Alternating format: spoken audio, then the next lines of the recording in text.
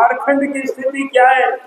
आज संथाल परगना और झारखंड, संपूर्ण झारखंड में लगातार इस 60 वर्षों में आदिवासियों की आबादी घट रही है और संथाल परगना में भी घट रही है।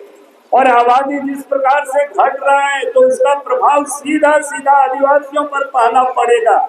ऐसे तो डेमोग्राफी बदलती है तो सबके ऊपर उसका प्रभाव पड़ता है, लेकिन पहला जो प्रभावित होने वाला है वो हमारे आदिवासी और भाई बहने प्रभावित होने वाले, क्योंकि आदिवासियों को लोकसभा में, आदिवासियों को विधानसभा में, आदिवासियों को सरकारी नौकरी में आबादी के प्रोपोर्शनेट रिजर्वेशन मिला हुआ है।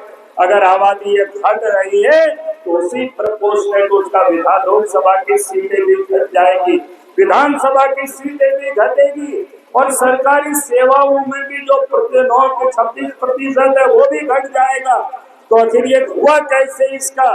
तो इसका एक डेमोग्राफी का एक नजर थोड़ी सी आप सब लोगों को मैं बताना चाहूंगा कि झारखंड प्रदेश में जहाँ 1951 में 35.38% आदिवासी थे, आज 2011 में जब सेंसस हुआ तो 26% मात्र बचे।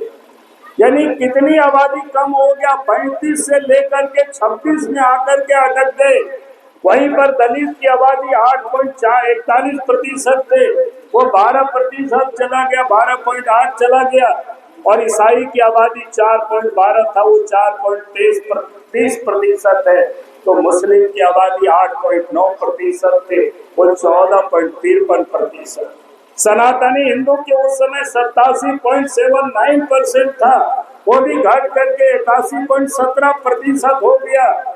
उस प्रकार से आदिवासियों की आबादी में पूरे झारखंड में 9.8% की गिरावट हुआ है और मुस्लिम आबादी में 6.44% की वृद्धि हुई है। हिंदू आबादी में भी 6.62% की गिरावट आई है।